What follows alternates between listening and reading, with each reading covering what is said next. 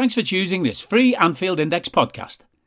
If you'd prefer to listen to this or any of our other shows without adverts, then now's the time to check out Anfield Index Pro. With AI Pro, you can supercharge your entire listening experience. You'll not only get all of our podcasts without the ads, but you'll have them far faster with our quick publish feature available exclusively for subscribers. AI Pro also puts you in the heart of our sound studio, with an option to listen to many of our shows live and interact with the podcasters in real time as the shows are recording. Upgrading couldn't be easier. AI Pro is available on all popular podcast platforms, and we have our own apps for Apple and Android. Just head on over to AnfieldIndexPro.com and get started today. Hello and welcome to the Daily Red, your lunchtime catch-up on all things Liverpool FC on a Friday before the weekend where Liverpool take on Everton at Anfield in a game that is of massive importance to both outside of the fact that it is the Merseyside Derby. You have Liverpool going for the quadruple, the unthinkable quadruple, and you have Everton going towards unthinkable relegation. Everton, who have broken every spending rule in the book, spent absolute fortunes on players and are 1 point ahead of Burnley with a more difficult run-in. They do have a game in hand, but they also have a worse goal difference. If Burnley beat Wolves or even draw at Wolves on Saturday, Everton will go into this game in the bottom three. Burnley beat Southampton last night. They got a draw at West Ham at the weekend. Their confidence seems to be up. They're getting a bit of a new manager bounce from this caretaker team they've got at the minute. And maybe they'd be better off just running the season through with them if things continue to go the way they are. But if Everton are in the bottom three come Sunday, and then we give them a hammering, it's very difficult to see how they stay up. Especially if Burnley win the game tomorrow or Sunday. Is it Sunday? It's Sunday. Burnley's game is before us on Sunday. So if Burnley win about 45 minutes before kickoff, Everton will find out they're in the bottom three and they're 2 points below Burnley. Do we think these players have the mental toughness to deal with that? Because I don't. Do we think their manager has the savvy to get his players in the right mindset? Because I don't. Frank Lampard's greatest managerial achievement thus far is shouting at Jurgen Klopp. That's it. He failed at Derby. He failed at Chelsea. He is failing rather spectacularly at Everton. The draw they got against Leicester was his first draw. Before that, he'd won 5 and lost 8. 2 of those 5 wins were FA Cup games. One against Brentford, who clearly didn't care, and one against the mighty Boreham Wood. I feel it is only right that we smack them about on Sunday and put 4 or 5 past them and hammer home our advantage in terms of local superiority, in terms of general superiority. This Everton team will likely come out looking to be physical. Lampard will have G'd them up. But if in the back of their minds they're thinking, we're in the bottom three here, that is going to be a devastating blow to them. That is going to put uncertainty among those players, panic among those players. Because, see, it's one thing being at the bottom of the table, which they have been since Lampard took over. They've yet to be in the bottom three. That has not yet happened. But they play us, then they play Chelsea, then they have to go to Leicester, and then it's Watford away, and Watford are going to have a massive say in who stays up and who goes down. And wouldn't it just be a thing of beauty if Watford beat Everton, as they did earlier in the season at Goodison, and maybe just rolled over for Burnley and let Burnley take a nice 3 points there? Would it be good for the city for Everton to go down? No, probably not. But in truth, if they went down and came back up within, say, 2 years, it wouldn't be a massive blow. It would be bad if they went down and stayed down. If they did a Sunderland, went down again. That's not outside the realms of possibility, given their financial situation, given the fact that should they go down, there's a lot of players who will ask to leave. Jordan Pickford is not going to the Championship. Richarlison is not going to the Championship. Calvert-Lewin is not going to the Championship. Neither is Yerry Mina. Neither is Doucouré. They're key players. They may not be great players, but they're key players for them. I don't imagine Dele Alli will be chuffed about the idea of a season in the Championship. So lads like Dele, potentially Ben Godfrey, Michaelenko, Alex Iwobi, those big earners, they might end up being loaned out for the year, with Everton taking the mindset of, right, we'll get you off our books for this season, and when we come back up, then we'll take you on permanently. But if they go out on loan for a season, and let's say they don't do particularly well, and Everton don't come back up, well, then what do? Loan them again? Because all that does is decrease their value. Richarlison and Calvert-Lewin will be out the door. There's no question. By 1 week after Everton's relegation was confirmed, those two would have handed in transfer requests. Pickford's already been relegated once with Sunderland, and he couldn't get out of there quickly enough. Now, he might have the type of mindset where he would stay another year and give them that year in the Championship. He might need to speak to Gareth Southgate and see if, it would affect his England standing. Southgate might tell him to give it a year and see.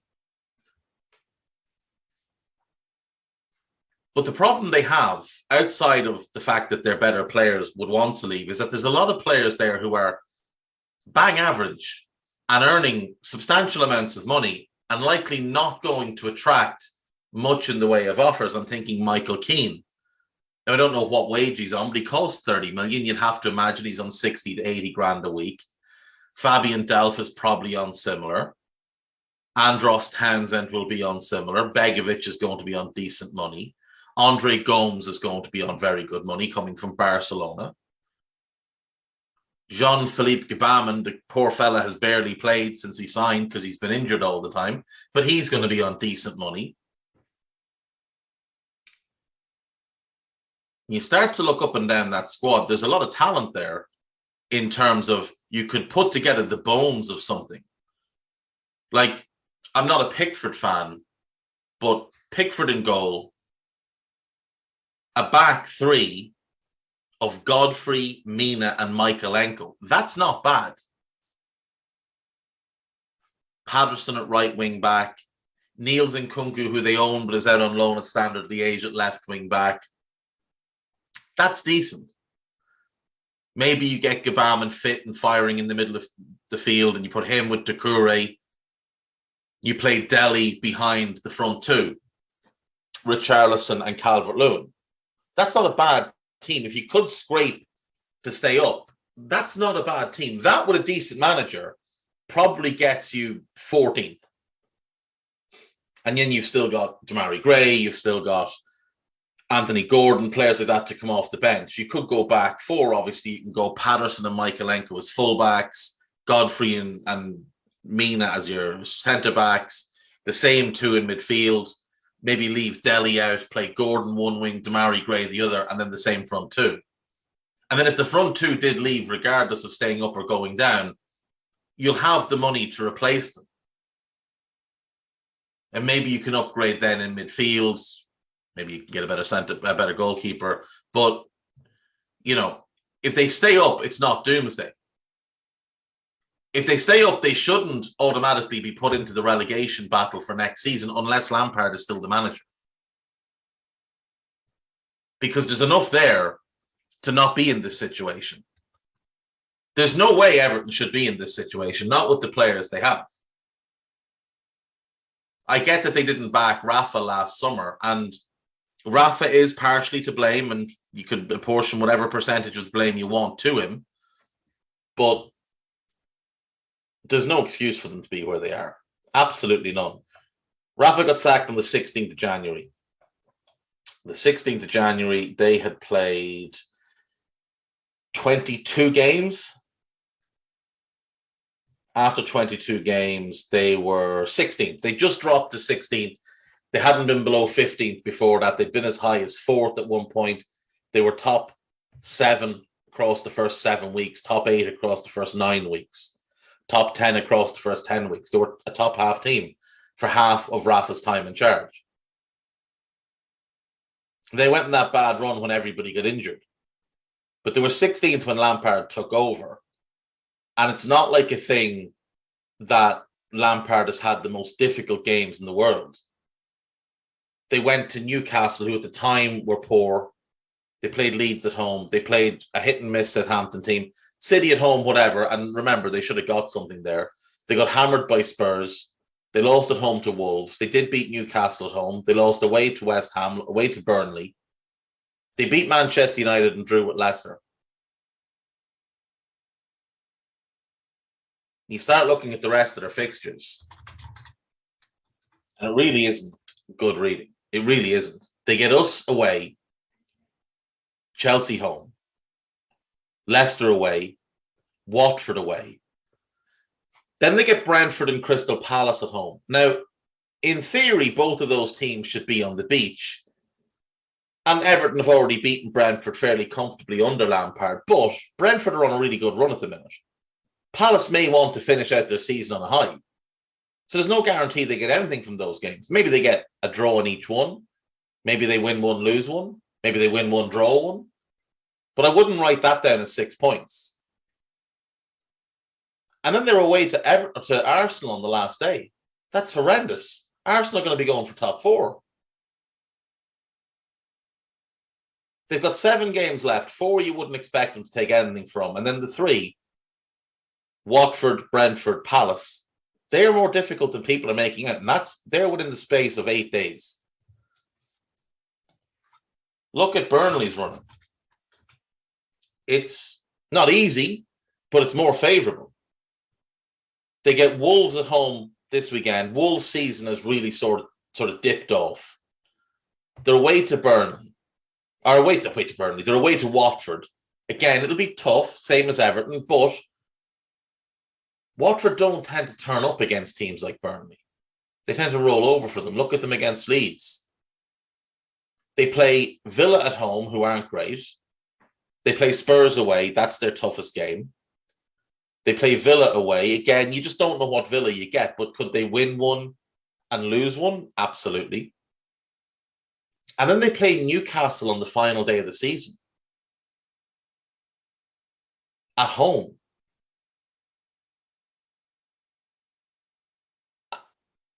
And if Burnley go into that game knowing they need to win to stay up, I can't see anything other than a Burnley win.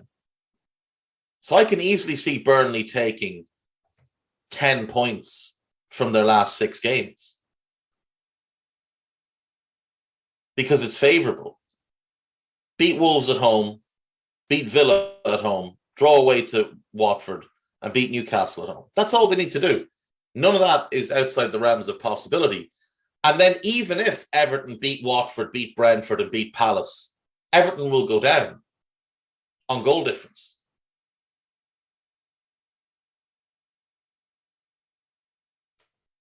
And that's being, I think, generous to Everton, saying that they'll win all 3. I think it's easier to see Burnley taking 10 points than it is to see Everton taking 9.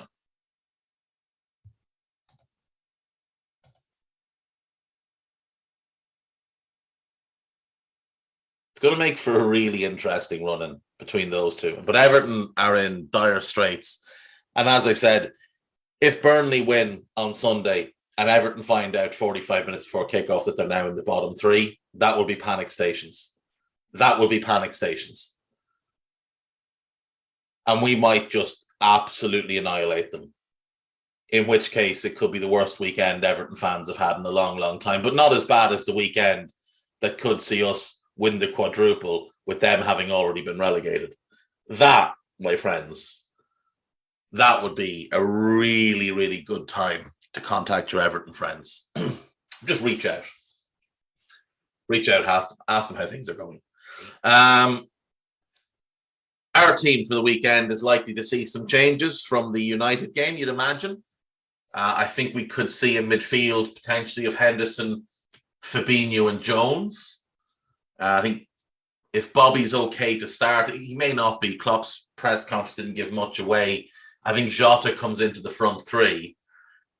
Karl Macic said yesterday he wouldn't be surprised if Divock started. I could see that as well. I think there'll be a change at the back, at least one, maybe two, but at least one. Because we've got bigger games coming up. And it's funny to look at a Merseyside derby and say, this is just, a game we need to get through. It's not necessarily one of the important games left. But when we get Villarreal on Wednesday in the Champions League, that's a much bigger game. Newcastle away next weekend is a bigger game because it's in between the two Villarreal games, then the Villarreal second leg. Then Spurs at home. Then we get Chelsea in the FA Cup final. Wolves final day of the season. And of course, there is the small matter of a potential Champions League final to come. Everton is about 1, 2, 3, 4, 5, 6. It's about the 8th most important game we might have left this season. Which is crazy. Klopp's done his press conference. He's waxed lyrical about Naby. He's waxed lyrical about Thiago. Salah has done an interview. He says not everything about the contract situation is about money. I think it's probably about years. I do. I think he probably wants 4 years. He spoke about Ian Rush's record and says he wants to get to 300 goals. That's going to take him 4 to 5 years. I said before, you look at Salah's numbers, what he's done so far at the club, and it's not that difficult to project out him getting close to Ian Rush's record. In his time at the club, he's got 155 goals. You could see him easily get 5 more. I think that's conservative. The rest of the season, that gets him to 160. 160 in 5 years. Why couldn't he replicate that across the next 5 years? Now, admittedly, he did score 44 in one season, but he also only scored 23 in one season. He's averaged 32 goals a season across his 5 years. There's no reason, none at all, that he can't do that for another 5 years. And if he does that, that gets him to 320 goals at the age of 35. Ian Rush has 346. He'd be 26 goals behind, 35 years of age, still fit as a fiddle. You transition him into more of a squad role, have him coming off the bench, starting against the Dross. All he'd need to do is be Jamie Vardy for 2 years. 14 goals 1 year, 13 the next. All of a sudden, Salah is Liverpool's all-time record scorer. And the 160 across the next 5 years, I think that's conservative. He could do 170, 180. 170 is only 34 goals a season. It's only a difference of 2 a season. 180 is 36 goals a season. If he does 180, he's on 340 goals after. He'd only need 1 season to beat Rush.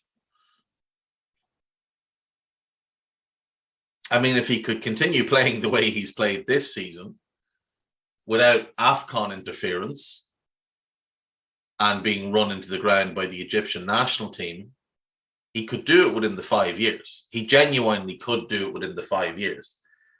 If he gets to 160 this year, he's 186 goals behind Ian Rush.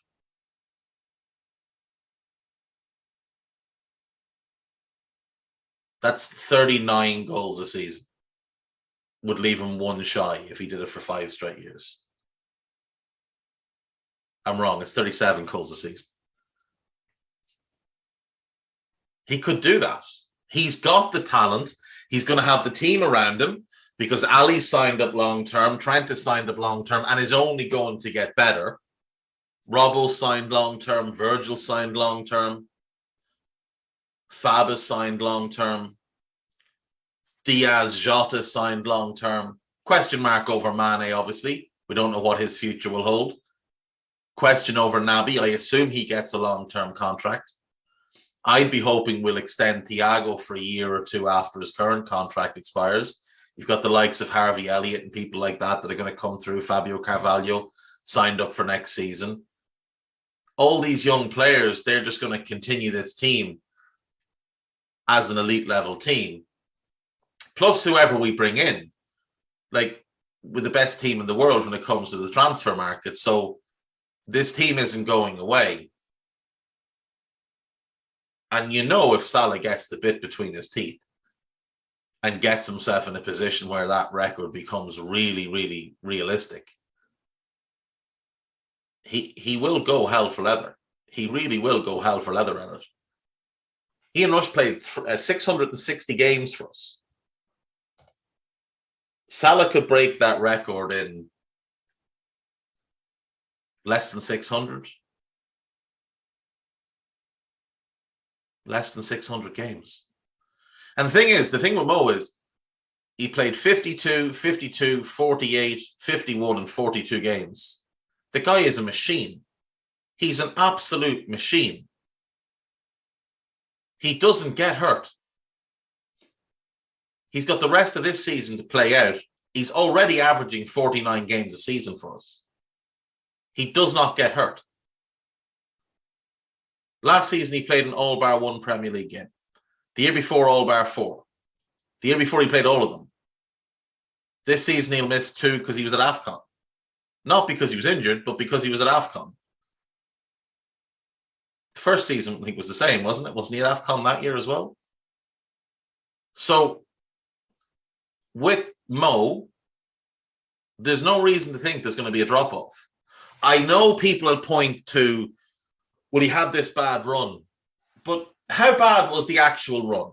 Like, how bad was Salah's actual run this season? Because he was otherworldly to begin the year. He was otherworldly up until December. And then he had 1 or 2 questionable games around Christmas time. Like, he wasn't great at Leicester, obviously, missed the penalty. Didn't have a particularly good game away to Spurs. But he was really good against Chelsea. Then he went to AFCON. He came back. He came off the bench against Leicester. He had a bit of a rough outing against Burnley.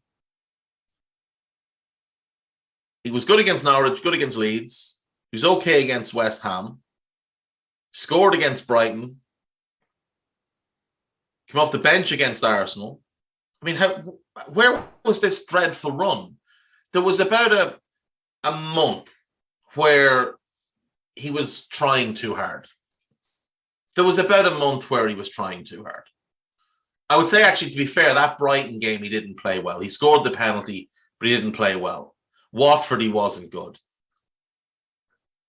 But City away, he was good.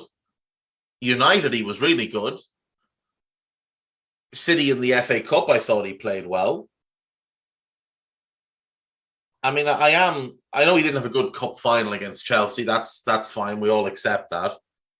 But I don't really see where this dreadful run. Has he dropped from the level he was at pre-Christmas? Yes. Because the level he was at pre-Christmas, the only player who's sustained that across a season in the last 20 years is Messi. And as great as Salah is, he isn't Lionel Messi.